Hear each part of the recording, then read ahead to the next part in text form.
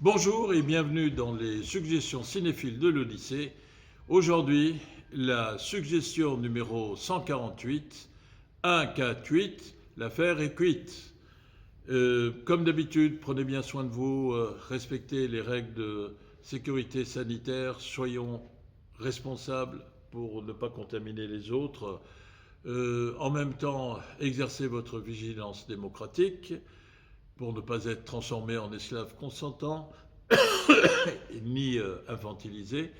Et euh, avec plénitude, sans limite, pratiquer la proximité cinéphile en voyant des films et puis en suivant aussi nos différentes publications sur la chaîne YouTube de l'Odyssée, sur notre site cinémaodyssée.com et sur nos pages Facebook. Alors le film dont je vais vous parler dans cette suggestion cinéphile numéro 148, pour laquelle je disais 148, l'affaire est cuite, eh bien c'est un western qui s'appelle Règlement de compte à Hockey Corral. C'est sûr que quand il y a un règlement de compte, d'une manière ou d'une autre, l'affaire est toujours cuite, en quelque sorte. C'est un film de John Sturges. On avait déjà parlé des Sept mercenaires qui avait été tourné en 1960 et John Sturges tourne ce film en 1957, 3 ans avant, avec deux monstres sacrés du cinéma, Burt Lancaster et Kirk Douglas. Pour la petite histoire un peu people, après tout on est en période de fête, eh bien au départ John Sturges voulait faire jouer Burt Lancaster et Humphrey Bogart. Et puis Humphrey Bogart n'était pas disponible ou n'avait pas tellement envie de tourner dans ce film. Et donc après beaucoup de recherches, eh bien finalement il décide de faire jouer le tandem Burt Lancaster et Kirk Douglas et deux déjà très très bons acteurs qui étaient connus sur le marché hollywoodien du cinéma. Et pour la petite histoire, disais-je, eh bien, ils n'ont pas arrêté de se chamailler. Ils s'entendaient bien, mais ils avaient très mauvais caractère l'un et l'autre. Et chacun voulait tirer la couverture à lui. Et donc, Burt Lancaster s'efforçait même de rajouter des dialogues de son cru. Donc John Sturges, et ça me fait penser, était très prudent et rusé, intelligemment rusé, puisque ça me fait penser à un proverbe anatolien: tant que tu es sur le pont avec l'ours, appelle-le mon oncle, dit ce proverbe. Eh bien, il disait d'accord, il filmait des scènes, sachant très bien qu'il n'allait pas les retenir au montage final. Bien. Kirk Douglas aussi avait son caractère et les deux d'ailleurs, Lancaster et Douglas, ont reconnu par la suite que effectivement ils étaient difficiles à vivre, mais chacun euh, donnant la palme de la difficulté à vivre à son copain rival en même temps. Voilà. Alors, ce film est considéré par les historiens du cinéma comme un des points les plus culminants, les plus élevés du genre du western. Vers la fin des années 50, ce genre commençait à s'épuiser. Et ce qui est intéressant, c'est que là, eh bien, ça va relancer le western avec une musique superbe qui est très connue. L'histoire, alors, elle concerne surtout le monde des cow-boys et le monde de la violence. Elle se déroule quelque part entre Dodge City et Dogville, des noms mythiques, et elle concerne l'amitié bizarre, paradoxale entre deux figures légendaires du western. Au fond, le western, c'est le début d'une légende pour l'histoire de la société américaine qui est très jeune. Et ces deux figures légendaires sont White Earp, incarné par Burt Lancaster en l'occurrence, et Doc Holliday, un chirurgien dentiste qui va devenir joueur de poker et de cartes et un tireur qui n'hésite pas à tirer sur tout ce qui le menace. Bien. Mais Herbert Lancaster, Whiter, incarne, lui, la notion même, le concept, pourrais-je dire, de la justice, de l'ordre, de la loi. Et évidemment, il s'agit de parler des origines de la société américaine, de ce western, non pas en parlant du traitement qui a été infligé aux primo-arrivants, c'est-à-dire aux peaux-rouges, aux tribus indiennes. D'ailleurs, on voit un Indien, mais sous forme d'une statue, que des voyous, gangsters, cow-boys, prennent au lasso et tirent derrière leurs chevaux. C'est la seule allusion, donc tout à fait bénigne et passagère à la réalité indienne du western. Là, au contraire, on va s'occuper de comment museler la violence, comment faire en sorte que d'une situation de jungle, on en arrive à une situation plus civilisée où, certes, il y a toujours la force, mais la force doit demeurer entre les mains de la loi. Alors, la règle de base du western, c'est qu'il y a des duels et il y a des gens qui se flinguent les uns les autres, si je puis dire, mais que c'est toujours justifié si on est en état de légitime défense. Et donc, il faut éradiquer cette violence-là, et le personnage de White Earp est celui qui essaye d'empêcher l'utilisation des armes, de faire en sorte que là où il est shérif, il terminera d'ailleurs marshal, eh bien, il puisse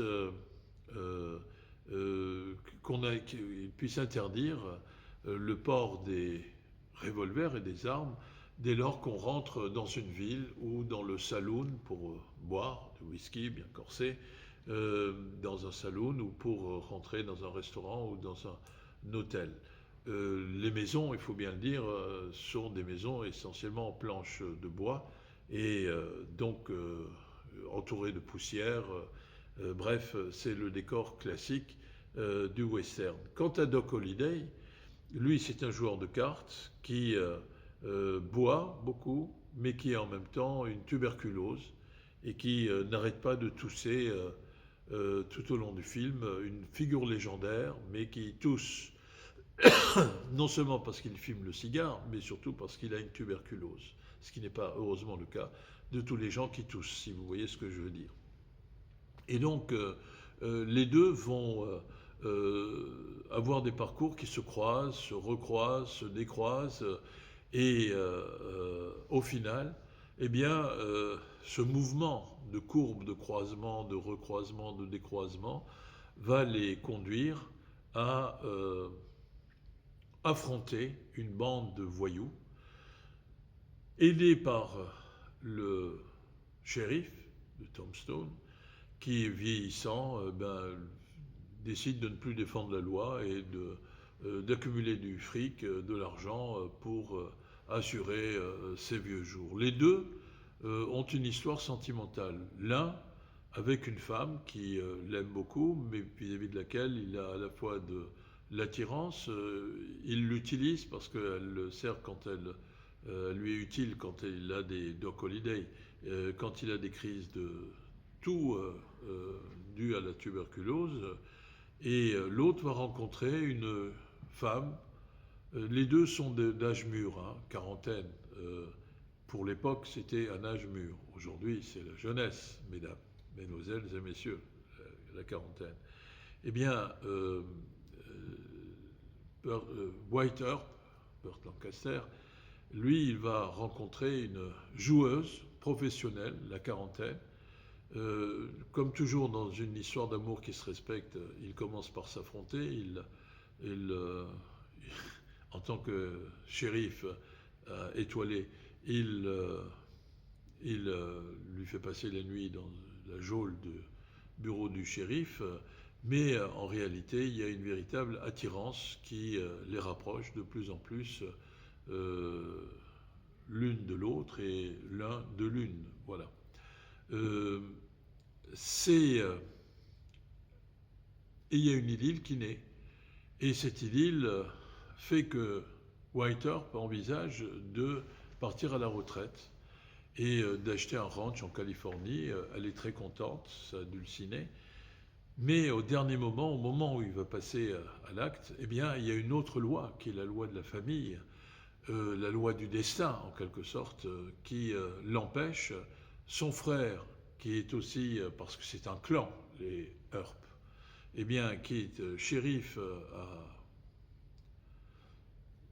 Tombstone, euh, Tombstone, l'appelle parce que c'est là qu'on a repéré un gang de crapules qui volent du bétail au Mexique d'ailleurs, qui règlent, enfin assurent leur domination à coups de revolver. Et donc il est obligé de partir aider son frère, solidarité familiale, faisant de la nécessité une loi humaine très importante. Et c'est justement à Tombstone qu'il retrouve Doc Holliday, qui déjà l'avait aidé pour ne pas être poursuivi par lui. Et au final, eh bien, ils vont, le clan Earp, aidé par Doc Holliday, va se retrouver à affronter le clan Clanton, justement.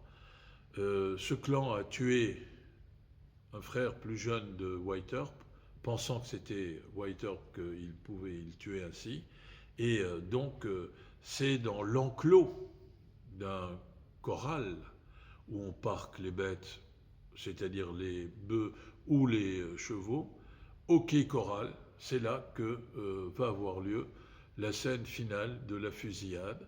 Et c'est une scène qui est filmée de façon extraordinaire. Et la musique qui est tellement importante dans le film, eh bien là, pratiquement, elle n'existe plus durant cette scène de fusillade, qui a été préparée à coup de storyboard, c'est-à-dire qu'on a fait des dessins qui illustraient la position que devaient avoir les caméras, et il va même utiliser, John Sturges, plusieurs caméras qui vont simultanément filmer les scènes de fusillade. Je vous laisse le soin de voir ce film, donc je ne vous raconte pas la fin, mais la légende survit, pourrait-on dire, et la vie suit son cours, cette fois avec un White Earp qui va partir à la recherche de sa dulcinée, parce que elle n'a pas voulu qu'il aille à Tombstone, et donc la question est ouverte de savoir si elle l'a attendu ou si elle ne l'a pas attendu. Pourquoi choisir Règlement de compte à Hockey Corral? D'abord parce que Sturges est un très grand réalisateur, que le genre du western est un genre majeur dans le cinéma hollywoodien, et que peut-être 2021 sera aussi, même peut-être pour l'Odyssée, l'année où il y aura des tentatives de règlement de compte contre notre équipe.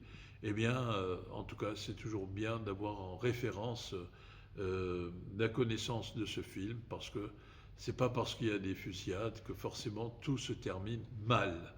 En tout cas, quand on est le personnage ou qu'on est les personnages principaux dans un film hollywoodien où la morale finit par l'emporter de la violence. Ce qui est intéressant aussi dans ce film, c'est que on voit au fond comment cette société à coups de flingue, d'abord elle est marquée par le sceau du péché originel, la violence, et comment cette violence va être canalisée pour être dominée par l'exercice de la loi, même si l'exercice de la loi suppose le recours à la force. Un grand film, un film en plus au bon sens du terme distrayant, et donc on voit de grands espaces, on voit de la poussière qui se soulève quand les chevaux galopent, on entend les coups de feu, on en voit les gens qui tombent, mais la plupart se relèvent d'ailleurs, et finalement, eh bien, c'est un film qui est à la fois un film de divertissement, mais un film de réflexion sur les origines de cette société américaine qui est en train de conquérir un espace et d'imposer un pacte social à coups de flingue, en vue de le transformer, de transformer la cohésion de ce pacte social en prédominance de la loi, poil au doigt. Bonne séance avec ce film, à très bientôt, merci, au revoir.